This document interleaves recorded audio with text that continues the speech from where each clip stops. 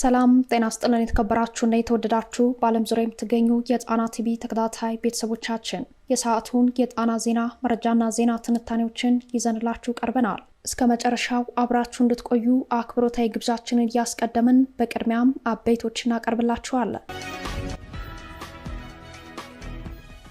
ጠቅላይ ሚኒስትር አብይ አህመድና ዝናሽ ታያቸው በከፍተኛ የሀሳብ ልዩነት ውስጥ ሆነው የመጀመሪያ ልጃቸው ሊድሩ ነው።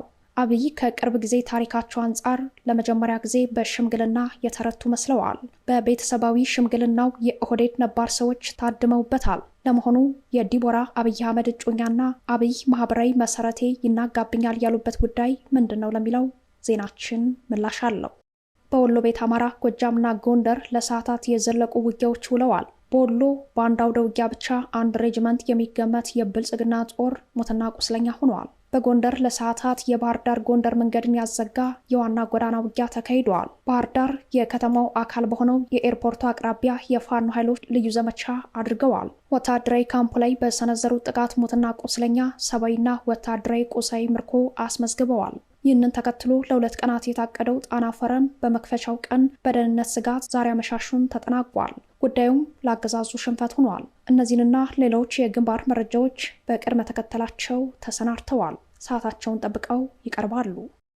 በነጌታቸው ረዳ አደራጅነት የተመሰረተው ስምረት ፓርቲ በመቀሌ ሊያደርግ የነበረውን የመስራች ጉባኤ በህወሓት ተሳዶ በአዲስ አበባ እያካሄደ ይገኛል። በመጪው ሀገራዊ ምርጫ በወልቃይት ጠገዴ፣ ጠለምትና ራያ የመወዳደር እቅድም ይዟል። በጉዳዩ ላይ የወልቃይት ጠገዴ የአማራ ማንነት ታጋዮችን አናግረናል።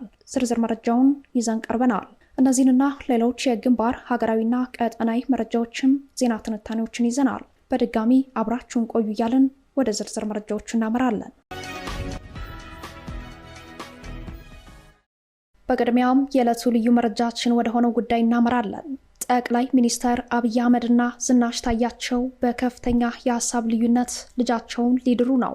አብይ ከቅርብ ጊዜ ታሪካቸው አንጻር ለመጀመሪያ ጊዜ በሽምግልና የተረቱ መስለዋል።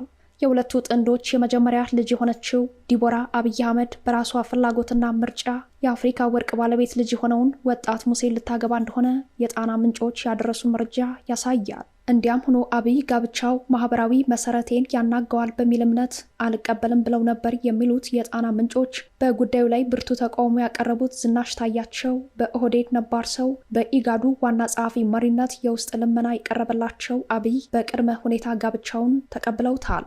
አብይ ባቀረቡት ቅድመ ሁኔታ ጋብቻው በፕሮቴስታንት የቤተ ክርስቲያን ስነስርዓት እንዲሆን በጥሪው ላይም ከ100 በላይ ሰው እንዳይገኝ ገደብ ማስቀመጣቸውን ምንጮቻችን ገልጸዋል። ክርክሩ ከባድ ነበር የሚሉት ምንጮች አብይ ማህበራዊ መሰረቴን ያናጋብኛል ያሉት ትዳር ከብሔር ፖለቲካው አንጻር ነው። ነገር ግን በእናትየዋ ወይዘሮ ዝናሽ በኩል ልጆቼን በስደትና በሀገር ቤት ብቻዬን ነው ያሳደግኳቸው፣ ትዳሩንም ቢሆን ልጄ ዲቦራ ኢየሱስ የመረጠላትን ነው የምታገባው በሚል አቋም መያዛቸውን፣ ይህንኑ አቋም በነ ወርቅነህ ገበየሁ በኩል በቤተሰባዊ ሽምግልና ማሳመን እንደቻሉ ገልጸዋል። ጋብቻው በዚህ ወር ይፈጸማል ያሉት የመረጃው ምንጮች ከጠቅላይ ሚኒስተሩ የንግስና ባህሪ አኳያ ልጃቸውን የአፍሪካ ህብረት መሪዎች አሊያም ከጎረቤት ሀገራት ከጠብ የተረፏቸውን የደቡብ ሱዳንና የኬንያ መሪዎችን ጋብዘው የክልል አሻንጉሊት መሪዎች እያሸበሸቡ የብልጽግና ልሳናት የሆኑ ብሔራዊ ጣቢያዎች የቀጥታ ስርጭት ዘገባ ሽፋን የሚሰጡት ሰርግ ለማድረግ አለማሰባቸው ጉዳዩ ከአብይ ደስተኛ አለመሆን ጋር የሚያያዝ እንደሆነ ምንጮች ለጣቢያችን ገልጸዋል። ኢትዮጵያ በዘመናዊ ታሪኳ አይታው በማታውቀው የእልቂት ጦርነት ውስጥ ሆና ጦርነቱ ቀጥተኛ የማንነት ተኮር ጥቃት በሆነበት በዚህ ዘመን የጠቅላይ ሚኒስተሩ የመጀመሪያ ልጅ ከሰሜን ኢትዮጵያ ወጣት ጋር ለመጋባት ልቧ መፍቀዱ ጦረኛውን አብይ አህመድን ባያስደስትም የኢትዮጵያን ማህበራዊ ስሪት አመላካች እንደሚሆን የመረጃው ምንጮች እምነት ነው።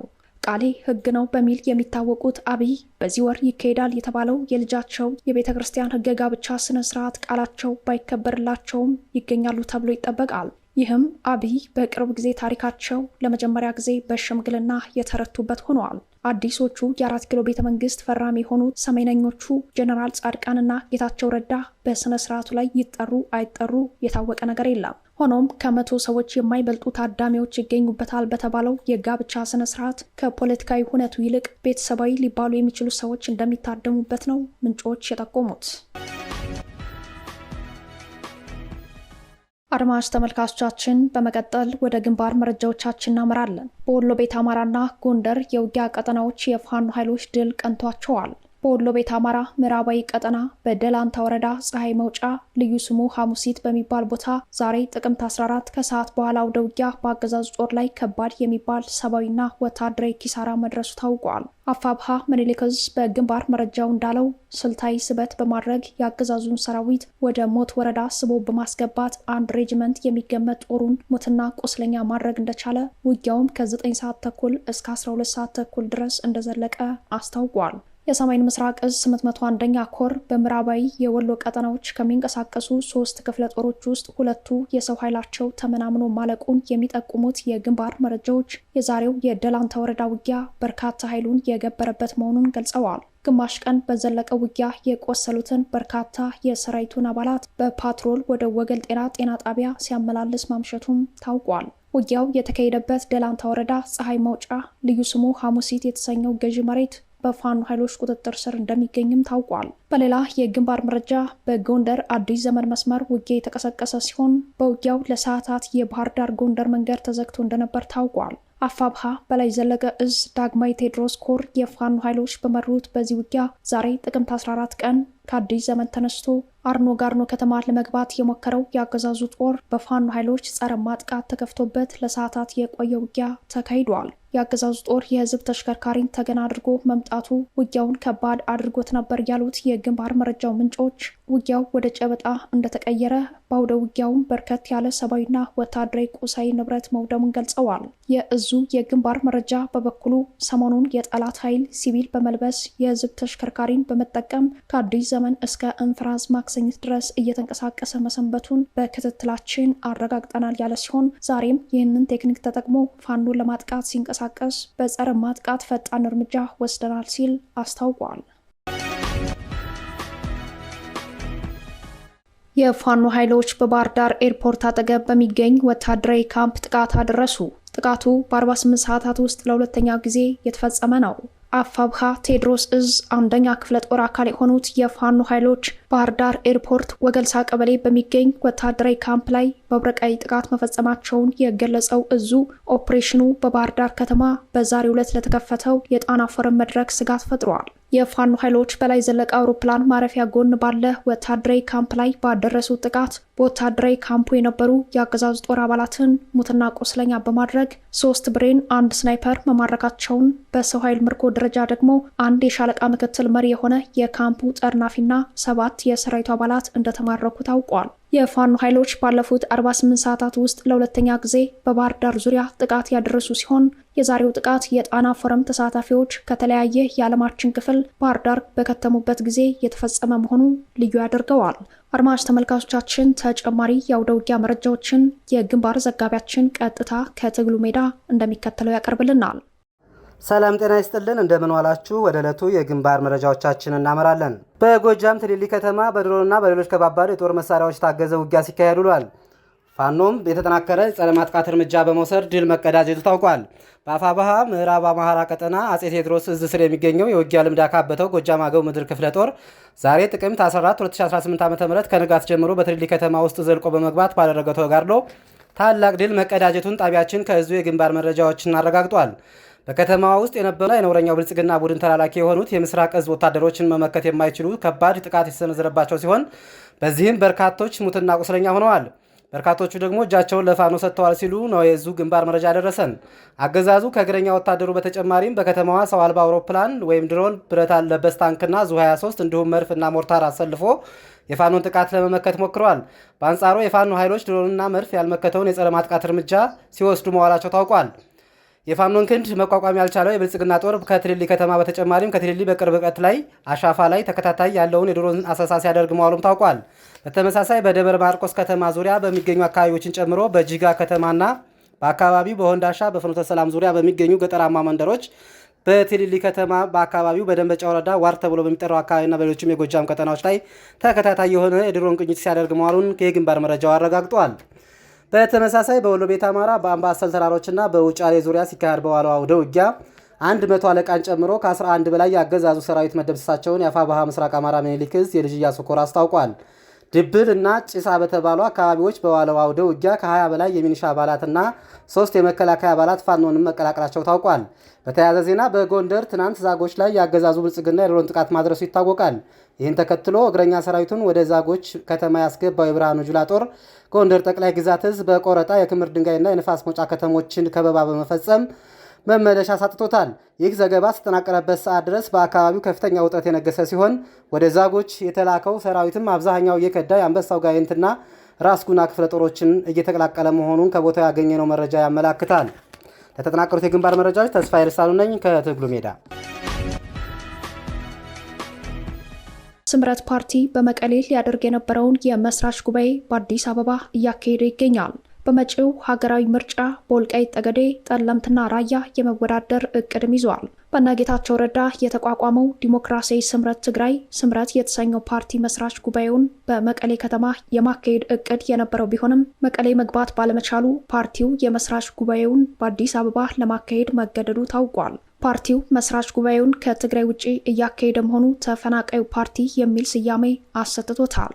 ይፋይ መረጃዎች እንደሚያሳዩት ጉባኤው ከትግራይ ወደ አዲስ አበባ በመጡ ተሳታፊዎች እየተካሄደ ሲሆን ጀነራል ጻድቃን በሚመሩት የትግራይ ለውጥ ፈላጊዎች እንቅስቃሴ ስር ያሉ ፓርቲዎችም የስምረት ፓርቲ የመስራች ጉባኤ ላይ በክብር እንግድነት ተገኝተዋል። በተመሳሳይ የብልጽግና ፓርቲ አመራሮችም በጉባኤው ላይ በእንግድነት መገኘታቸው ታውቋል። የፓርቲው የመስራች ጉባኤ ሲመሩ የታዩት ጌታቸው ረዳ ጉባኤው ሲጠናቀቅ የፓርቲው ሊቀመንበር ይሆናሉ ተብሎ ይጠበቃል። በትግራይ ከተሞች ፖለቲካዊ እንቅስቃሴ ማድረግ እድሉ የጠበበው ስምረት ባለፈው ነሐሴ በመቀሌ ከተማ በዋና ጽህፈት ቤቱ ላይ ጥቃት መፈጸሙ ይታወሳል። ፓርቲው ዋና ጽህፈት ቤቱን በመቀሌ ከተማ በከፈተ በአንድ ሳምንት ውስጥ በሌሊት ጨለማን ተገን በማድረግ ጭንብል ባጠለቁ ታጣቂዎች ቢሮው ተሰብሮ የንብረት ዘረፋ፣ ጉዳትና የሰነድ ስርቆት እንደተፈጸመበት አይዘነጋም። ጥቃቱም ህወሓት ከፊል ሽብርተኛ ከፊል ወታደራዊ አገዛዝ እንደሆነ ያመላከተ ነው በሚል የተወገዘበት ሆኗል።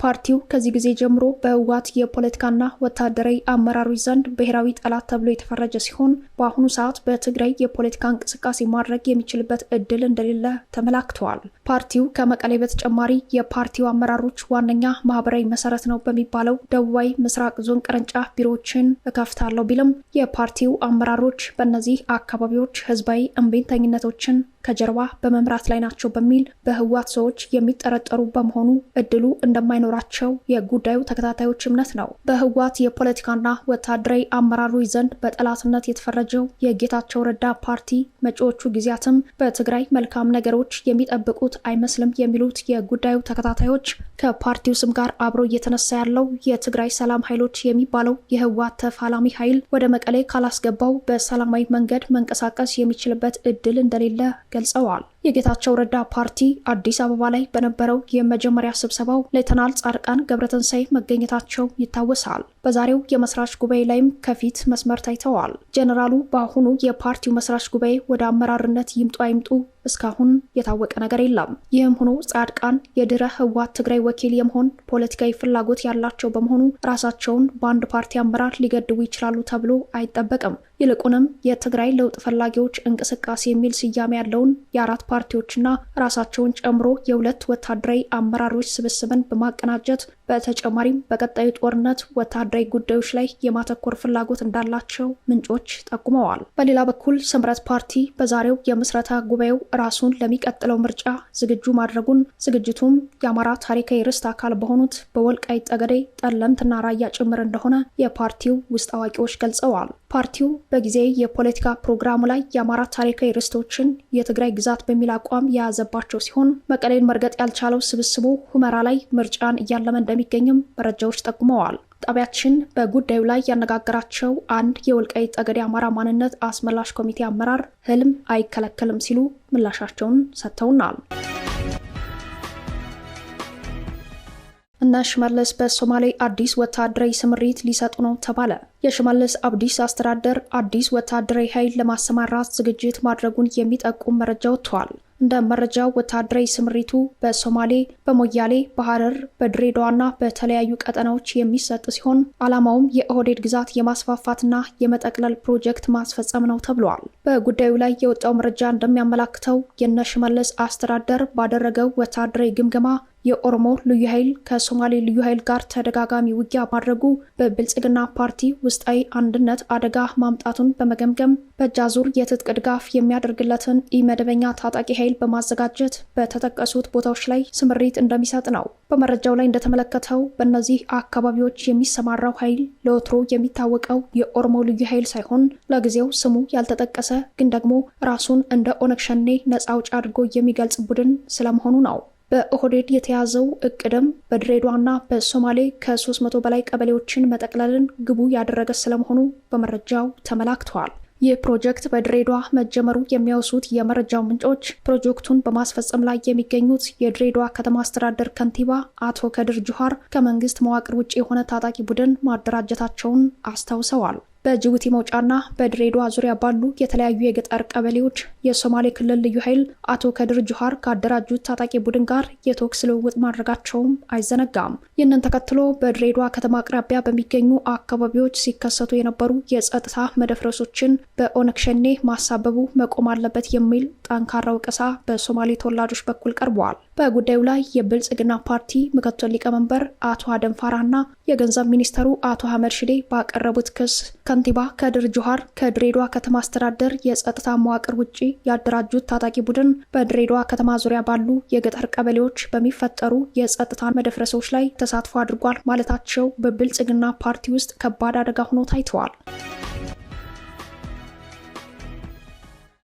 አመሰግናለሁ። አርበኛ ኢንጂነር ቴዎድሮስ አምሰው እባላለሁ። የአማራ ፋኖ ህዝባዊ ድርጅት የሸዋ ጠቅላይ ግዛት እዝ የፖለቲካል መምሪያ አስተዳደር ኃላፊ ነኝ። እንግዲህ በግልጽ መሸነፉን ያመነውና ያወቀው የአሸባሪው ብልጽግና ስርዓት በዚህ በአጭር ጊዜ ሰዓት ውስጥ እጅግ በጣም ብዙ ዘግናኝ ነገሮችን ሲያደርግ መቆየቱ ዓለም ያወቀው ፀሐይ የሞቀው ነገር ነው። ይህም አልበቃ ያለው ስርዓት የታጋይ ቤተሰቦችን አሁንም በማገት ላይና በማሰር ላይ ይገኛል። ለምሳሌ ያክል በሸዋ ጠቅላይ ግዛት በመራቤቴ አውራጃ ሚዳና ሬማ ወረዳ በሚባል አካባቢ ላይ የፋኖ ቤተሰቦችን በማደን አጋች ቡድን በማዘጋጀት በወረዳው አስተዳደር በአቶ ሰይድ ኢብራሂም በሚባልና ሰላምና ደህንነት ነኝ በሚባል አቶ ዳንኤል መንገሻ የሚባል ግለሰብ አጋች ቡድን በማዘጋጀት ቤት ለቤት በመዞር የታጋይ ቤተሰቦች ናቸው እያለ ቤተሰቦችን በማሰቃይ ላይ ይገኛል ማለት ነው። ማሳያ ሊሆነን የሚችለው ለምሳሌ ከዚህ በፊት የኔም ቤተሰቦች የኔም ባለቤት ማለት ነው የሁለት ወር ህፃን ልጅ ይዛ እስር ቤት በማስገባት ሲያሰቃያት እንደነበረ የዛ አካባቢ ማህበረሰብ ያውቃል። ሌላ ታላቅ ወንድሜም ነበረ እንዲሁ ሌላ ማሳያ 8 ቁጥር አስፋልት ላይ አስሮ መከላከያ ካምፕ በመውሰድ ወንድምህን ታመጣለህ አታመጣም በማለት እጅግ በጣም ብዙ ነገር ሲያደርስበት ቆይቷል። ሌላ አሁንም ሶስተኛ ማሳያ እህቴ ነበረች ወይዘሪት ፋኖስ ትባላለች። ነፍሰ ጡር ነች። የሁለት ወር ነፍሰ ጡር ነች። ልጇ ሁላ የወረደበት ሁኔታ ነው ያለው። ጽንስ የማስወረድ ሁላ የተሰራበት ሁኔታ ነው ያለው። ሲያንገላቷት ሲገርፋት ማለት ነው። ይሄን ሁላ ነገር አልፎ አሁንም ደግሞ በአዲስ የቀጠለበት ሁኔታ ነው ያለው። ለምሳሌ አሁን በአጭር ሰዓት ውስጥ የመምህር አርበኛ በለጠ በሻው የሚባል የ2 አመት ህፃን ልጅና የ3 አመት ህፃን የ4 አመት ህፃን ልጅ በመያዝ እስር ቤት ሲያሰቃያቸው ቆይቶ ይህም አልበቃ ብሎት አሁን የአርበኛ አበባ ላዩን ቤተሰብ የ2 አመትና የ6 አመት ህፃን ልጅ በመያዝ እስር ቤት እያንገላታበት ያለበት ሁኔታ ነው ያለው። ከዚህም በላይ እጅግ በጣም ብዙ ችግሮች በጣም ብዙ ነገሮች የፈጠረበት ሁኔታ ነው ያለው።